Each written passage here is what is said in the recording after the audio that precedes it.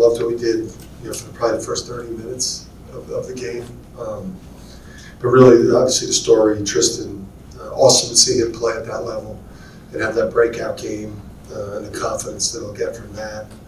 So he was just all over the court, just played. He played basketball. He didn't try to score, or he didn't, he just played and drew 13 fouls, which is crazy. So the story of the game, I thought, with what he did and what Joey did, and then obviously what we got from Alex. But Joey and Tristan were a story in terms of what they did for us from an offensive standpoint. It might have been a close game down the stretch, if not for those type of games. But those 5 guys, I think, were the story. They played great for us today. Alex, Tristan, Naheem, Joey, and Donovan. Donovan, I thought was really, really good too. How much did Tristan steal?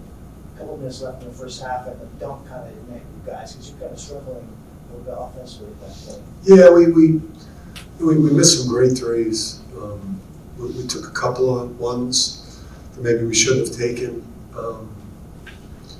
We didn't do a good job of, posting up, deep with fundamental technique, and/or we were not delivering crisp passes. But we just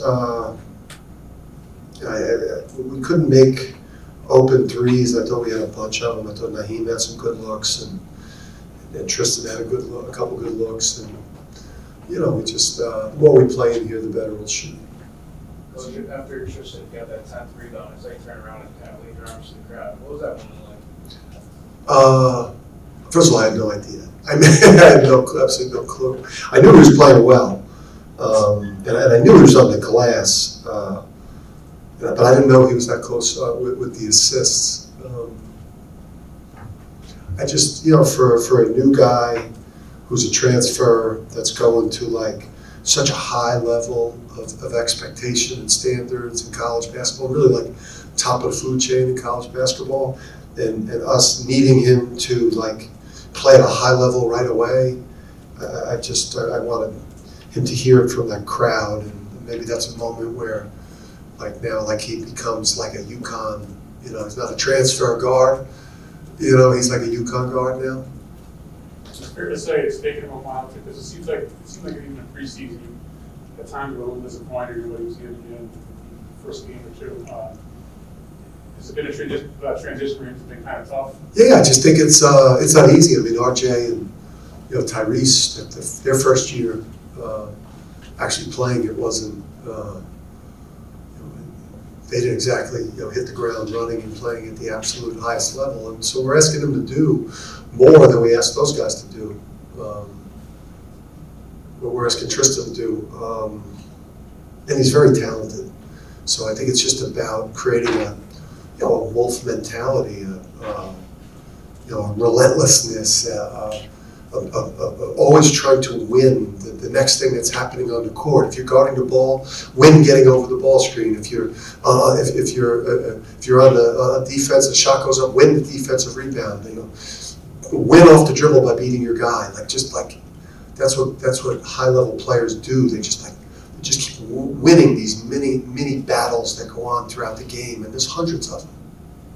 Coach, how satisfying is it as a coach to see a kid who hasn't been happy with how he's been playing have a game like this tonight? Yeah, and I think just huge confidence lift, and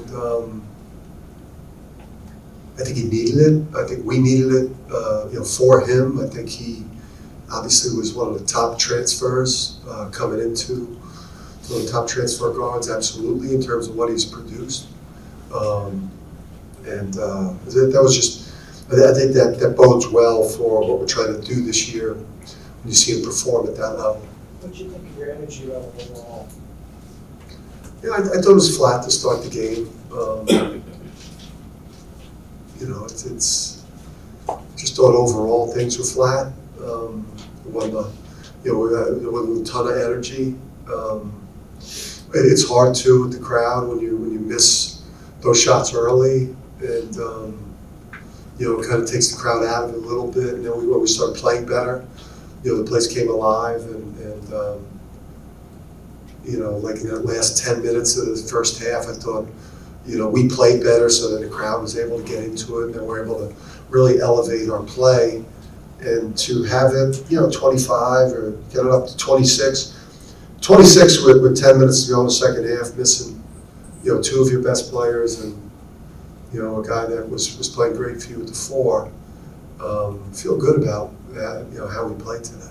You'd be pretty impressed with your captain, just with the guys, you're missing 3 guys, and the guys stepping up today, and everybody's back healthy, you have a pretty deep calendar roster. Yeah, it's a deep team, and obviously Adama didn't have a typical game, so you're missing 3, you're missing, 2 of your best players, you're missing, Sampson, who's if he's not a starter, he's a close to 20 minutes a game plus player, and, the best player in the league and your best player, had a game that we're not going to get from him very often. So usually that's a recipe for maybe losing, and the depth showed up. Expand a little bit on what Joey provided you in that first half, and you mentioned that he really got you rolling there for us. Yeah, I mean, it speaks to how well he played. He played 31. If you play well, you stay on the court. Easiest thing, I always say this, and people snicker. It's like the easiest thing to do is the minutes. The easiest thing to do was the minutes. I mean, Joey held up defensively for the most part, and then the 3 for 5 from 3 with the 15 points. I mean, he was really, he saved us. Him and Tristan and Naheem's defensive toughness. What they did caused this game not to become a debacle at the end. First to be on that bench, it's probably not something you would with all due respect. Yeah. No, I think we've always felt like Joey was going to carve out a role on this team, and this was, I think, really good for the group with the mentality that we're going to be potentially getting some people back this week. On the perimeter, to be able to get out of here by 20, to be able to beat BU the way, to be able to, a good BU team, a Buffalo team that obviously had a lot of talented athletic players, and with everything that happens in college basketball in these types of games for the first week to 10 days of the season, to be honest with you, I'm thrilled with how easily we've been able to kind of get out of these games, considering all things. I'd like to have Donovan step up when you have a Donovan struggling a little bit and in foul trouble. Yeah, Donovan, we were not good fundamentally in terms of how and where we posted up today. We did a bad job of preparing these guys fundamentally the last 2 days. So I just, me and Luke have got to do a better job of getting our bigs back to get in those deep positions, and the timing of our post entries was off, and that's a huge part of what we're doing offensively. But yeah, I mean, our center spot is it's definitely a position of strength. One of the maybe one of the best tandems in the country, obviously there. Reminiscent of what Purdue's had the last couple of years. Coach, what type of advice did you give to Tristan for him to be able to play at this level? Well, I mean, we've been hard on him. We've tried a bunch of things. We've obviously we've had meetings, to talk about things you like, things he's got to do better, and then you have days of practice where you just relentlessly coach the heck out of him and try to bring out, that relentless high motor, making plays all over the court type of approach. Some days you're on his butt. Some days you're building him up. We've been building him up a lot more lately because he really has made strides in terms of his approach and how hard he's playing for us and how he's transforming.